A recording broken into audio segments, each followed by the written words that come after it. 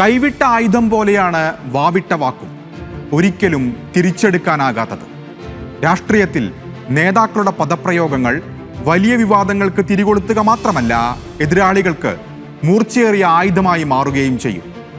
എതിരാളിയുടെ വാവിട്ട വാക്ക് മൂർച്ചയേറിയ ആയുധമാക്കി മാറ്റിയ ചരിത്രമുണ്ട് 2014 ലോക്സഭാ തെരഞ്ഞെടുപ്പിന്.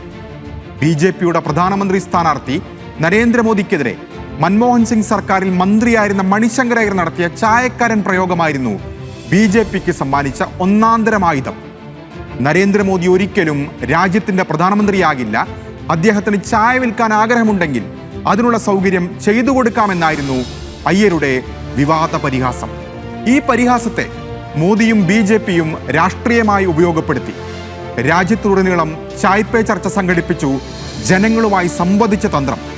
അതിന്റെ ബുദ്ധികേന്ദ്രം മറ്റാരുമായിരുന്നില്ല, PK എന്ന പ്രശാന്ത് കിഷോർ ആയിരുന്നു. ആ തെരഞ്ഞെടുപ്പിനെ ഏറ്റവും കൂടുതൽ സ്വാധീനിച്ച ചർച്ചയായ ക്യാമ്പയിനായി അത് മാറി.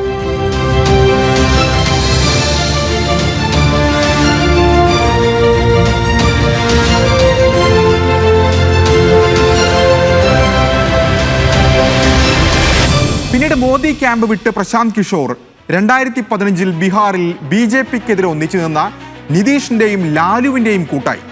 അവിടെ മഹാസഖ്യത്തെ അധികാരത്തിലേറ്റുന്നതിൽ നിർണായക പങ്കുവഹിച്ചു. അങ്ങനെ പലരെയും അധികാരത്തിലെത്തിക്കാൻ പിന്നണിയിൽ നിന്ന PK രാഷ്ട്രീയക്കാരന്റെ കുപ്പായമിട്ട് മുൻനിരയിലേക്ക് വരാൻ ശ്രമം തുടങ്ങിയിട്ട് കുറച്ചു നാളായി. JDUവിലൂടെയാണ് തുടങ്ങിയതെങ്കിലും മുഴുവൻ സമയ രാഷ്ട്രീയക്കാരനായത് 2 വർഷം മുൻപ് 2024 ഗാന്ധി ജയന്തി ദിനത്തിൽ രൂപീകരിച്ച ജൻ സുരാജ് പാർട്ടി. അതാണ് PKയുടെ രാഷ്ട്രീയ കക്ഷി. 2 വയസ്സ് തികയാത്ത ആ പാർട്ടിയുടെ ചരിത്രത്തിലെ ഏറ്റവും നിർണായക ദിനമായിരുന്നു 2026 ഓഗസ്റ്റ് 3. ബീഹാറിലെ ബങ്കിപ്പൂർ ഉപതെരഞ്ഞെടുപ്പ് വിജയത്തിലൂടെ ആദ്യമായി പാർട്ടിക്ക് നിയമസഭയിൽ പ്രാതിനിധ്യമുണ്ടായി. പാർട്ടി സ്ഥാപകനായ പ്രശാന്ത് കിഷോർ തന്നെ പാർട്ടിയുടെ ആദ്യ MLA ആയി എന്നത് മാത്രമല്ല അതിൻ്റെ രാഷ്ട്രീയ സവിശേഷത. തകർന്നത് BJPയുടെ പൊന്നാപുരം കോട്ടയായിരുന്നു. BJP ദേശീയ അധ്യക്ഷൻ നിതിൻ നബീൻ രാജിവെച്ച ഒഴിവിൽ നടന്ന ഉപതെരഞ്ഞെടുപ്പിലാണ് രാജ്യവും സംസ്ഥാനവും ഭരിക്കുന്ന പാർട്ടിക്ക് കാലിടറിയത്. ബങ്കിപ്പൂർ ആയതിനു ശേഷം BJP തോൽവി അറിയാത്ത മണ്ഡലം.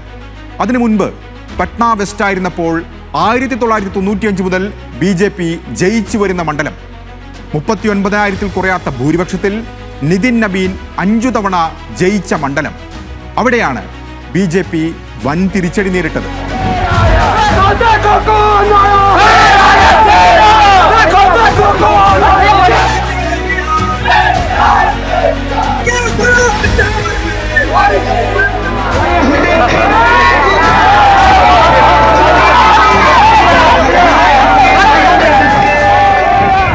രാജ്യത്തിന്റെ പൊതുവികാരത്തിന്റെ പ്രതിഫലനമായി ബങ്കിപ്പൂർ ഉപതെരഞ്ഞെടുപ്പിനെ കാണാം.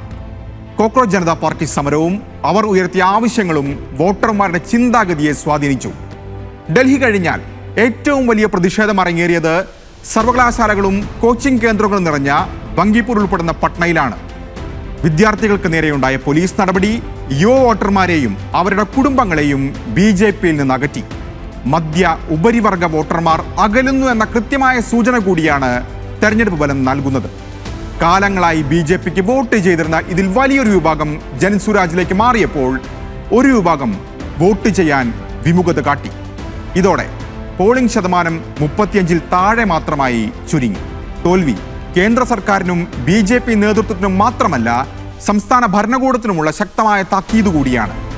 കഴിഞ്ഞ 2 പതിറ്റാണ്ടുകാലം ബീഹാർ രാഷ്ട്രീയമെന്നാൽ നിതീഷ് കുമാർ എന്ന പേരിൽ മാത്രമാണ് ചുറ്റിത്തിരിഞ്ഞിരുന്നത്. എന്നാൽ കഴിഞ്ഞ കുറച്ചു മാസങ്ങളായി സംസ്ഥാനത്തെ രാഷ്ട്രീയ സാഹചര്യം പാടെ മാറിമറിഞ്ഞിരിക്കുന്നു. അവിടെ NDA സഖ്യം എന്നതിലുപരി BJP ഭരണമാണിപ്പോൾ നടക്കുന്നത്.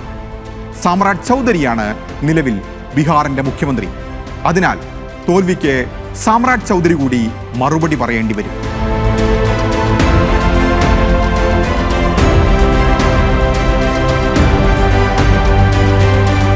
പ്രശാന്ത് കിഷോറിനാകട്ടെ ഇതൊരു വമ്പൻ തിരിച്ചുവരവാണ്. തെരഞ്ഞെടുപ്പ് തന്ത്രജ്ഞ നിലയിൽ തിളങ്ങിയ പ്രശാന്ത് കിഷോറിന്റെ പാർട്ടിക്ക് വമ്പൻ തിരിച്ചടിയായിരുന്നു കഴിഞ്ഞ ബീഹാർ നിയമസഭാ തെരഞ്ഞെടുപ്പ് ഫലം. 243 അംഗ നിയമസഭയിൽ 238 മണ്ഡലങ്ങളിൽ മത്സരിച്ചു. ഒരിടത്തും ജയിച്ചില്ലെന്ന് മാത്രമല്ല, മഹാഭൂരിപക്ഷം മണ്ഡലങ്ങളിലും കെട്ടിവെച്ച കാശുപോയി. 5% താഴെയായിരുന്നു വോട്ട് ശതമാനം. പലരും ജൻസുരാജിന് ഭാവി ഉണ്ടാകില്ലെന്ന് വിലയിരുത്തിയിടത്താണ് പ്രശാന്ത് കിഷോറിന്റെ മിന്നും വിജയം. ജനവിധി ഭരണപക്ഷത്തിന് മാത്രമല്ല, പ്രതിപക്ഷത്തിന്, പ്രത്യേകിച്ച് ഇന്ത്യ സഖ്യത്തിനും കൃത്യമായ സന്ദേശമാണ്.